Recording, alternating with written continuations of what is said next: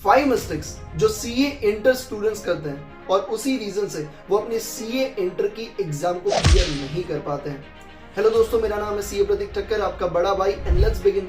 शुरुआत करते हैं। सबसे पहली mistake, lack of proper planning. जब भी आपका लेक्चर्स खत्म हो जाता है या लेक्चर्स चल रहे हैं तब कैसे पढ़ना है वो नहीं पता होता।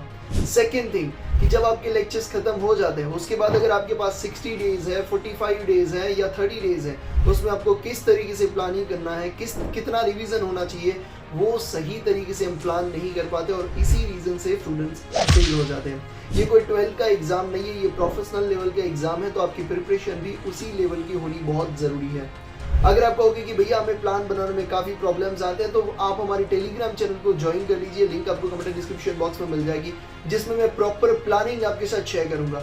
अगर आपके एग्जाम के 60 डेज बाकी है तो वो प्लानिंग आपको मिल जाएगा, जैसे ही 45 डेज बचेंगे तो वो प्लानिंग मिल जाएगा, फिर 30 days, 20 days, 10 days and last week. तो प्रॉपर प्लानिंग आपके साथ मैं शेयर करता रहूंगा जिस हिसाब से आपको रिक्वायरमेंट होगा।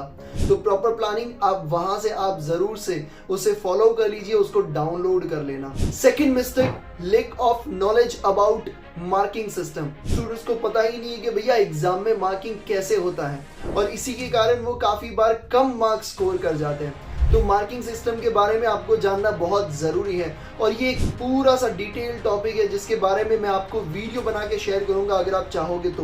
बट मैं ऊपर से थोड़ा बहुत बता देता हूँ। स्टेप मार्किंग हालांकि होती है, ठीक है, तो स्टेप मार्किंग के आपको मार्क्स मिलते हैं। तो ऐसा नहीं है कि आपका जो आंसर है वो अगर गलत आया तो आपको मार्क्स नहीं मिलेंगे, आपको मार्क्स मिलेंगे।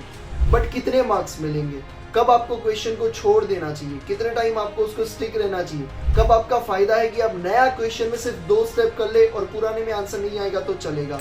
तो सारी चीजें मैं डिटेल वीडियो अपलोड आपके लिए कर दूंगा मार्किंग सिस्टम के लिए। ये मार्किंग सिस्टम आपको जानना बहुत जरूरी है। तो सेकेंड थिंग कि भैया आपका मार्किंग सिस्टम का नॉलेज होना चाहिए एंड यस उसमें स्टेप मार्किंग भी होता है। Third thing, underestimate of CA exam. Flow में काफी सारे student CA as a career choose कर लेते हैं। ये तो पूरा दरिया है और इसलिए प्रोफेशनल लेवल का एग्जाम है। अगर आप अंडर एस्टिमेट करोगे, भले ही आप स्टेट के टॉपर हो या बोर्ड के टॉपर हो, भैया अपने स्कूल के टॉपर हो, कोई फर्क नहीं पड़ता है, ठीक है। I respect that thing, but आपको बेटा सीरियस होना पड़ेगा।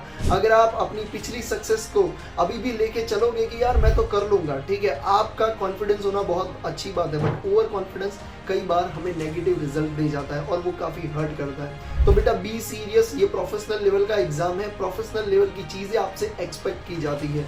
यहाँ पे हर चीज को बारीकी से लिखना बहुत जरूरी है। हम आंसर में लिख के आ जाते हैं 875।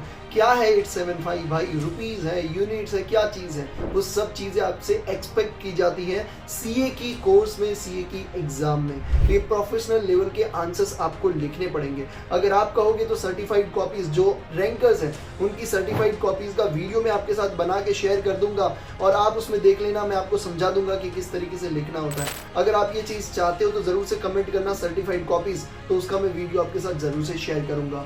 Fourth thing, focus on favourite subject more.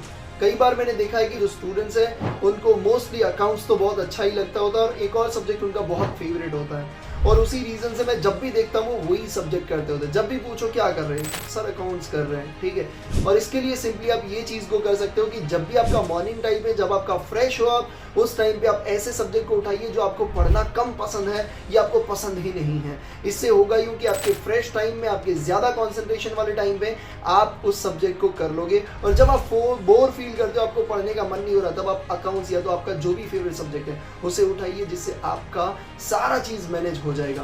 Fifth and last thing is the writing practice. काफी सारे स्टूडेंट्स हैं जो टेस्ट नहीं देते हैं और डायरेक्टली एग्जाम में जाते हैं। भैया मैं आपको बता दूं कि अगर आप एग्जाम दे रहे हो तो वहां पे काफी सारे ऐसे क्वेश्चंस आपको मिलेंगे जो आपने जिंदगी में देखे नहीं होंगे। आप बोलोगे भैया आउट ऑफ सिलेबस पूछेंगे? नहीं बेटा, आउट ऑफ सिलेबस नहीं पूछते हैं, बट क्वेश्चंस नए फ्रेम किए जाते हैं। काफी सारे क्वेश्चंस आपको नए देखने को मिल सकते हैं, एडजस्टमेंट आपको नए देखने को मिल सकते हैं और वहां पे आप घबरा जाओगे कि भैया ये तो हमने जिंदगी में कभी किया ही नहीं। तो वो जो आप करते हो भैया अपनी फाइनल एग्जाम में, ठीक है, बेटर है कि आप पहले नेट प्रैक्टिस कर लीजिए, यहाँ पे बैठ के अपने टेस्ट दे दीजिए और टेस्ट लिखते टाइम आपको समझ में आ जाएगा कि कहाँ कहाँ आपकी गलती होती है। तो ये कुछ 5 मिस्टेक्स जो आपको नहीं करनी चाहिए, वो अपने सीए इंटर की एग्जाम को क्लियर कर सकते हो। मैं आपको फिर से बता देता हूँ कि अपना जो टेलीग्राम चैनल है उसमें मैं काफ़ी सारी चीज़ें आपके लिए शेयर करने वाला हूँ, इंपॉर्टेंट टॉपिक्स, इंपॉर्टेंट चैप्टर्स, जो मैंने आपको बताया कि भैया आपका जो स्टडी शेड्यूल है वो सब चीज़ें, तो टेलीग्राम चैनल को ज़रूर से ज्वाइन कर लेना। एंड ये कुछ 5 चीज़ें आप ज़रूर से एक बार देख लीजिए और ये मिस्टेक्स आपको नहीं करनी है। Thank you so much. जय हिंद।